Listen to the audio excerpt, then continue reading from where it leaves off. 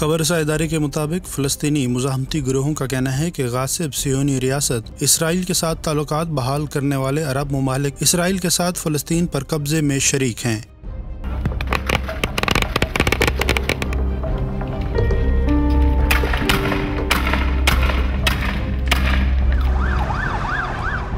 उनका मजीद कहना था कि इसराइल फ़लस्तीनी अवाम पर कब्जा ज्यादा देर तक नहीं जमा सकेगा और जल्द ही कुद्स आज़ाद होकर रहेगा। عدة مرات تعرضت لهجمات من الجيش أول ما نوصل لمسيرة الجدار الفاعلين واللي في المقدمة يتعرض للضرب.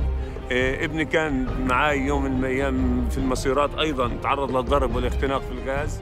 उन्होंने कहा कि कुद्स की आज़ादी तक मुज़ाहमत जारी रहेगी। याद रहे कि अरब रियासतें गासिब सियोनी रियासत के साथ सिफारती और तिजारती ताल्लुकात बहाल कर रही हैं, जबकि मुतअद्दिद अरब रियासतें फ़लस्तीनी अवाम पर जारी सियोनी मज़ालिम में बराबर की शरीक हैं और फ़लस्तीनी अवाम के हकूक़ और आज़ादी के लिए किसी भी इक़दाम से गुरेज़ हैं।